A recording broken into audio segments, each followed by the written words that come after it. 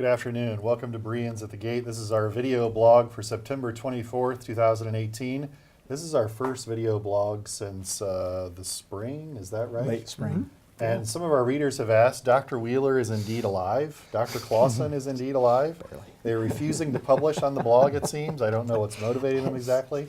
Maybe some of you can follow up to question us in the comments. I don't know. If you've noticed, and I'm hoping the camera can capture all of this, we are in slightly upgraded digs, it appears.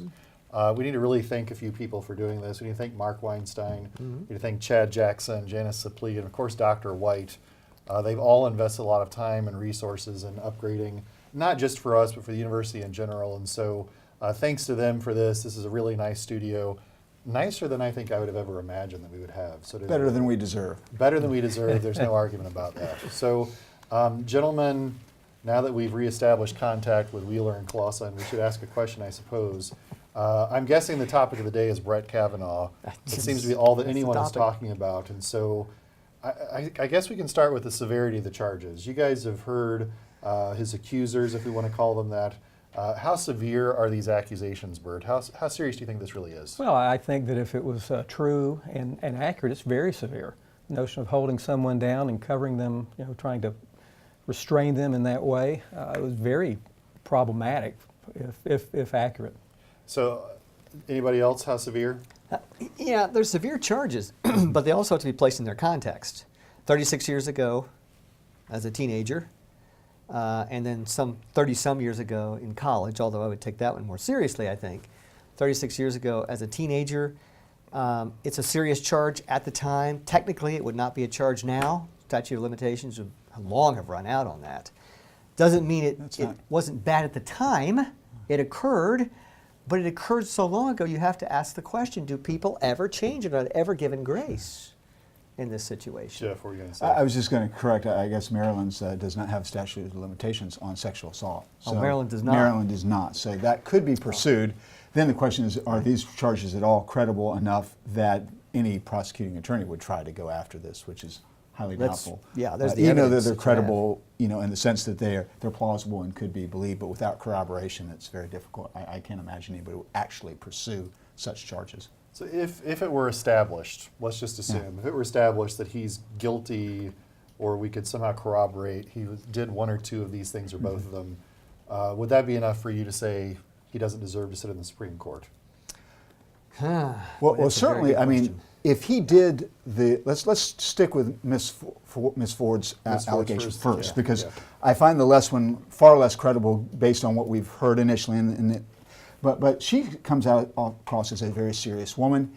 She's had a serious public life, i.e. doing very sober judgment in her research and scholarship.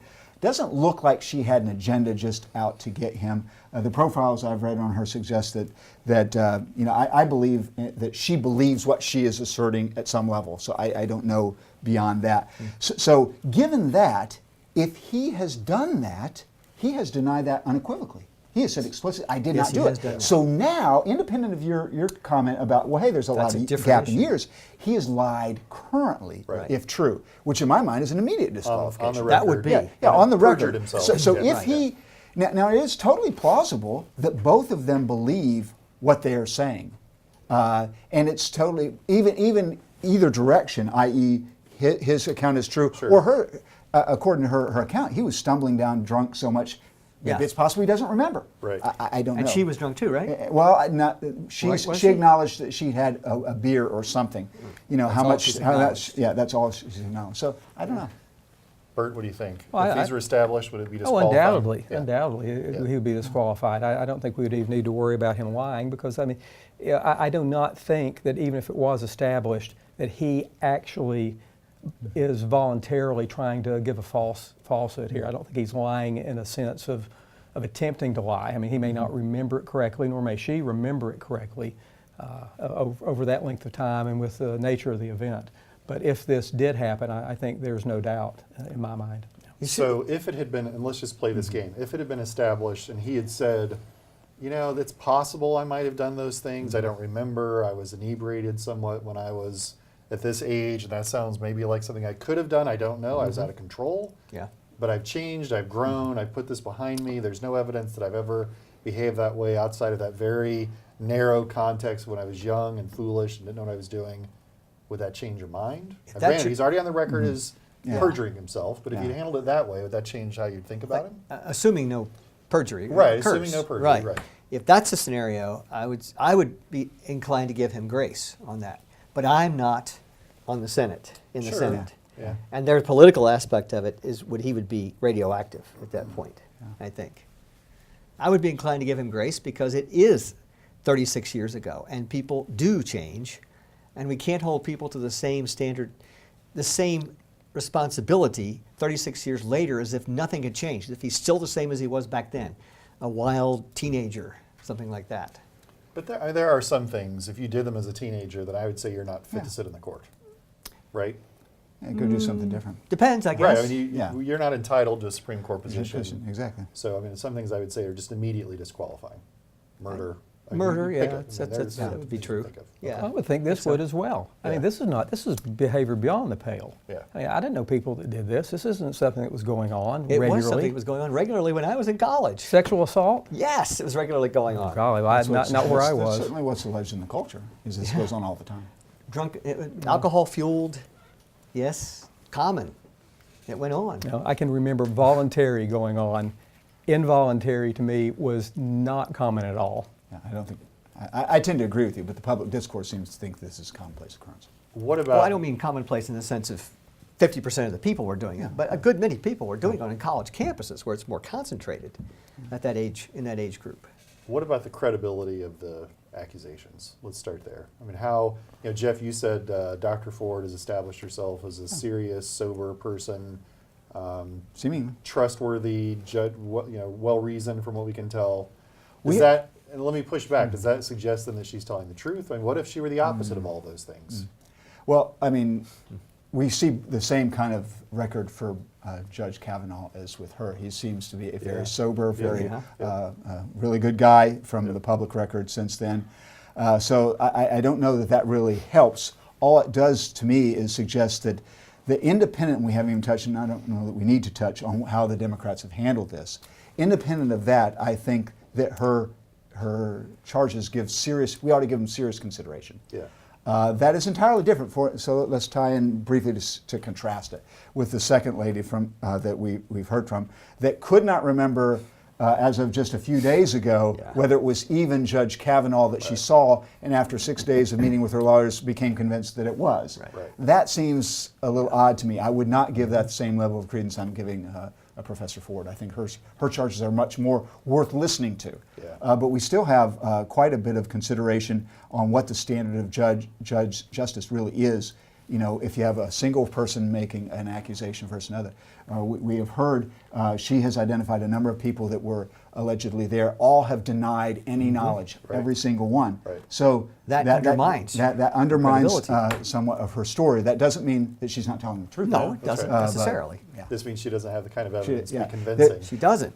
I think we do. Here's the thing I think we do need. I think that justice requires that we have some measure of corroboration before we even deny him a seat. There are people suggesting, look, because this allegation has occurred, he should do the honorable thing and resign. I think that would be a horrible, horrible precedent for our public situation where anybody that would have an allegation is forced to resign. Well, I'll guarantee you, in this partisan age, everybody's going to have an allegation in the future. Democrats, Republicans, men, women. Yeah, It would. It's not going to be pretty. It's not pretty now, but it's going to get ugly if we allow that to be the standard. Yeah. How's this different than Roy Moore? I'll throw my hat into the ring. I was a pretty harsh critic of Roy Moore. Not that anybody cares, but I was a pretty harsh critic of his. I think that we should have worked against him. I would have never endorsed him. Would have never voted for him in that context. Yeah. But critics might claim this smacks of familiarity, that he was sort of railroaded out of his position to some extent because of accusations that were years and years ago. Yeah. So how's this different, Bert? Well, I think it's different in that when I think of Roy Moore, it fit a pattern that I believe that this would have happened. This wasn't just a single accusation. I agree with Professor Heyman that the second accusation now does not seem to be nearly as credible as the first. Right. So to me, this just fit Roy Moore's pattern. I thought that he probably did this. Yeah. But again, this needs to be adjudicated in a court of law, if that's what we're talking about, and that's really the standard that we need. We That's can't really the go standard on that what people are saying on hearsay. Right. And I don't know how you work through something like this so far after the fact. It just seems very, very problematic to me Yeah. that we can prove that this gentleman, that anyone can prove that he did it or did not do it. So if you're so sitting true. on the Judiciary Committee, would that be your standard beyond a reasonable doubt? Is that what you'd apply to this kind of situation before you make a vote? If it's a criminal activity, which it was, that should be the That's standard. a pretty high standard, and Yes, this it is not is. it's not a court of law. But that's right, it isn't. But the standard should be followed, I think, as closely as possible to imitate that, because that's the kind of charge that you're bringing, same kind of charge, and you can't You can't simply accept a charge like that of such gravity without trying to at least get close to the same standard you would use in a court of law, and have a thorough investigation. Yeah. Jeff, what do you think? I don't know enough about the legal process and the various standards. I would just say this: without significant corroboration, I would be voting for Judge Kavanaugh. I need to see more on that line. We don't have the track record. You know, that's one of the things that when I've blogged about it, and we've had some comments back and forth. One of the things we know historically about all these Me Too, none of the Me Too movement people that have been outed have been with a single issue. So Right. there have been multiple Yeah. issues out there. Easy so, to so find. I think that if absent us having multiple issues, it seems not as credible to me that this would be a pattern which preclude it Yeah. as vote. And if you don't have any corroboration, anyone who says, I was there, I saw it, I support the person who made the charge. If you don't have anyone, you're not even close to the beyond a reasonable doubt standard at all. Yeah, You're not even close to it. I would agree with that. So let's think about this just politically. In some ways, it sounds a little icky to even be talking about just purely in political terms, but this is a political environment. It's a Yeah. political decision that has to be made at the end of the day. If we think about this politically, should the Republicans withdraw Kavanaugh? You think there's any reason they should withdraw Kavanaugh, Bert? No, I do not think so. I think that would set a horrible precedent. All right. I mean, anyone could say anything that they wanted to, and we could never have anyone confirmed. When you look at the politics, how have the Democrats handled this? I know in a courtroom setting, our justice system functions a little oddly sometimes. There seems to be very little focus on a pursuit of the truth. But looking at the Democrats' behavior, this appears to just be purely politically calculated. I don't see any explanation. They're really trying to find out what actually happened. Does that seem Pursuit right? of truth. Yeah, I don't see a pursuit of truth. I see, she said it, that makes it true almost. Almost following but, from but that. it's far worse than that. Is what That's you're minimal. really alluding. Yeah, What Senator it's way Feinstein worse. did Yeah, it's worse. seems to me to be beyond the pale. It seems to have taken, in my mind, it's been partisan for a long time now. That seems to have taken it to another level, which really concerns me. And I was shocked when one of the posters on our blog linked the senator from Hawaii's comments. It's remarkable. That to me Yeah. was stunning. I had to admit. And for those that didn't see it, the senator from Hawaii basically said, because he has had these conservative positions, I cannot trust him, therefore I don't believe him. Basically because he's a conservative. That's right. Don't believe That was conservatives. shocking to me and disappointing. Yeah, Senator Feinstein had the information ahead of time. They interviewed Kavanaugh behind closed doors. She could have raised the issue with him to get his feedback on it. Then she could have determined credibility and moved forward in some sort of a manner that would be consistent with integrity. She chose not to do that. Yeah. And it should stain her reputation, I think, no matter should. what. All right, let's do a quick prediction. Mark, do you think Kavanaugh goes forward and is confirmed? Yes. All right. I think the story may fall apart in the next All right. week or two. Jeff, what do you think? If it's as it is now, he's confirmed. So unless something else comes Yes. out. Bert? I'll just go with the crowd. I'll say yes. I'm not really certain because I do not think that we'll see anything any more than what we know now. Yeah, I appreciate the strength of your convictions, Bert. That's very, very, very Oh, helpful. there is. I think you're probably right. I think Kavanaugh probably goes through probably relatively unscathed after this is all over, but we will see. So thank you for joining us. We appreciate your viewership. Thanks for coming back, and we hope to make this a regular occurrence on a weekly basis. So we will see you soon.